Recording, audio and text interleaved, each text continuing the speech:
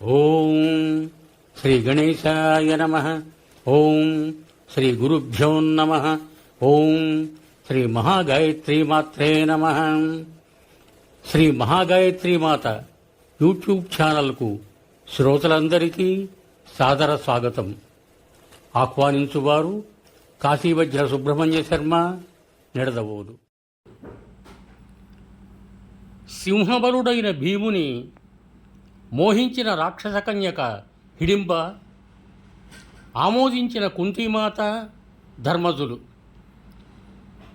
హిడింబాసుర వధానంతరం పంచపాండవులు తల్లితో ఆ అడవిని వదిలి ముందుకు నడక సాగించారు. అర్జునుడు భీముని కొనియాడుతూ, అన్నయ్య, ఇక్కడికి వారణావత నగరం ఎక్కువ దూరంలో లేదు, నడు, ఇక్కడి నుండి త్వరగా పోదాం. దుర్యోధనుడికి మన జాడ ఎక్కడా తెలియకూడదు అని హెచ్చరించాడు.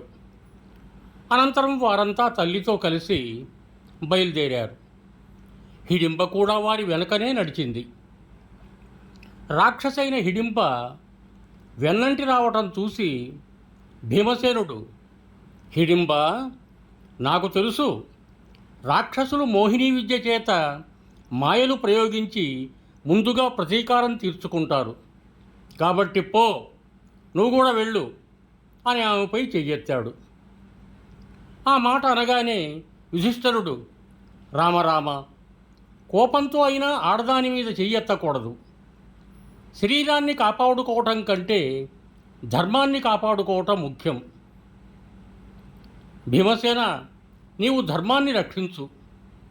నీవు ఆమె అన్నను చంపావు, ఈమె మనకేమీ నష్టం చేయలేదు కదా అన్నాడు. హిడింబ కుంతికి ధర్మరాజుకు నమస్కరించి కుంతితో, అమ్మా, స్త్రీలకు మదన బాధ ఎంత దుస్సహంగా ఉంటుందో మీకు తెలుసు. మీ కుమారుడి కారణంగా నేను చాలాసేపటి నుండి మన్మథ తాపాన్ని అనుభవిస్తున్నాను. నాకు సుఖం కావాలి. నేను నా రక్త సంబంధీకులకు, కుటుంబానికి, ధర్మానికి కూడా తిలోదకాలిచ్చి మీ పుత్రుని పతిగా కోరి వచ్చాను. నేను మీ కుమారుడికి కూడా స్వీకరించదగిన దానిని. మీరు నన్ను అంగీకరించకపోతే నేను నా ప్రాణాలు వదిలేస్తాను. ఇది నేను సత్యప్రమాణంగా చెప్తున్న మాట. నా మీద దయచూపండి. నేను మూఢురాలినో, భక్తురాలనో, సేవకురాలినో, ఏది అయినా మీ దానిని. మీ కుమారుని తీసుకువెళ్ళి మళ్ళీ కొద్ది రోజుల్లోనే తిరిగి వస్తాను. నన్ను నమ్మండి. మీరు నన్ను స్మరించగానే నేను వచ్చేస్తాను. మీరెక్కడికి చేర్చమంటే అక్కడికి మీ అబ్బాయిని చేరుస్తాను. పెద్ద పెద్ద ఆపదలలోనైనా, కష్ట సమయాలలోనైనా నేను మిమ్మల్ని రక్షిస్తాను. మీరు ఒకవేళ ఎక్కడికైనా శీఘ్రంగా వెళ్ళాలనుకుంటే నేను నా మూపు మీద మిమ్మల్ని ఎక్కించుకొని ఆ వెంటనే అక్కడికి చేర్చగలను. ఆపత్కాలంలో తన ధర్మాన్ని నెరవేర్చిన వాడే ధర్మాత్ములలో శ్రేష్ఠుడు అని పలికింది. యుధిష్ఠిరుడు, హిడింబ, నీవు చెప్పింది బాగుంది. సత్యాన్ని ఎవరూ అతిక్రమించకూడదు. నీవు ప్రతిదినము సూర్యాస్తమయం సమయం వరకు శుచివై భీమసేనుని సేవించుకోవచ్చును. పగలంతా భీమసేనుడు నీతోనే ఉంటాడు.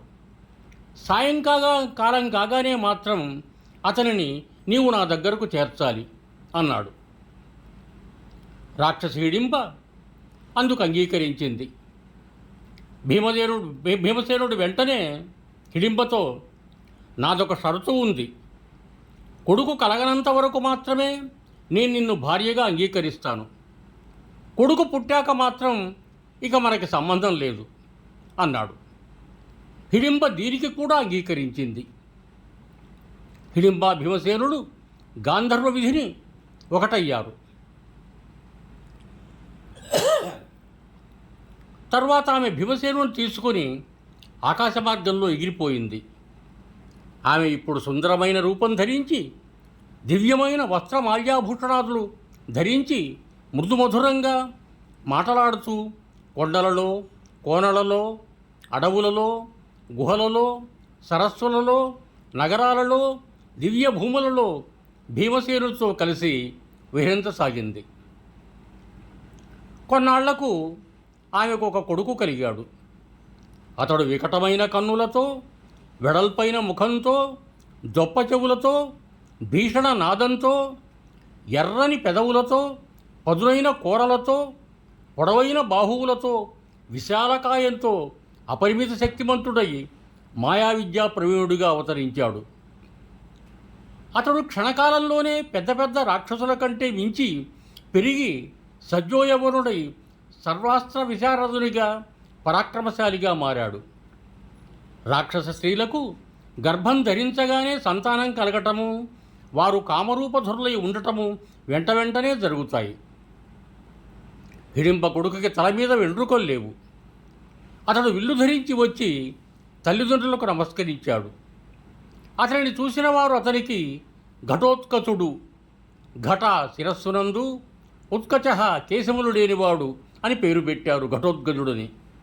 ఘటోద్గజునికి పాండవుల పట్ల గౌరవము, శ్రద్ధ ఉన్నాయి. వారికి కూడా అతని పట్ల వాత్సల్యం అంకురించింది. భీమసేనుడు పెట్టిన నియమం ముగిసిందని గ్రహించిన హిడింబ అక్కడి నుండి ఇక వెళ్ళిపోయింది.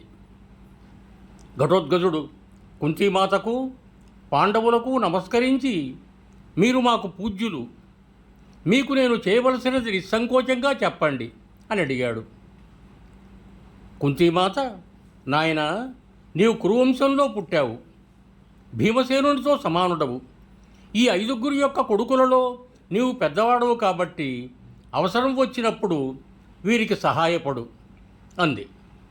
కుంతి మాటలు విని ఘటోద్గజుడు, నేను రావణ ఇంద్రజిత్తులతో సమానమైన పరాక్రమం కలవాడిని, విశాల కాయుడిని. మీకు నా సహాయం అవసరమైనప్పుడు నన్ను స్మరించండి, నేను వస్తాను అని చెప్పి అతడు ఉత్తర దిశగా వెళ్ళిపోయాడు. దేవరాజు ఇంద్రుడు కర్ణుని యొక్క శక్తి ప్రయోగానికి తట్టుకునేందుకు ఘటోద్గజుని పుట్టించాడు. చివరకు కురుక్షేత్ర సంగ్రామంలో అర్జునుడి కొరకు నిర్దేశింపబడిన కర్ణుడి ఆ శక్తి అస్త్రానికి మహావీరుడు ఘటోద్గజుడు బలి అయిపోయాడు. అర్జునుడు మాత్రం బ్రతికిపోయాడు. సర్వే జనా సుఖినో భవంతు. ధన్యవాదములు. మీకు నా ఈ వీడియో నచ్చినట్టయితే దయచేసి ఒక లైక్ కొట్టి నా ఛానల్ను సబ్స్క్రైబ్ చేసి నన్ను ప్రోత్సహించ ప్రార్థన. మీ బంధుమిత్రులకు నా వీడియోలను షేర్ చేయండి. మరొక్క మారు ధన్యవాదములతో భవదీయుడు కాశీవధ్య సుబ్రహ్మణ్య శర్మ, నిడదవోలు, తూర్పుగోదావరి జిల్లా.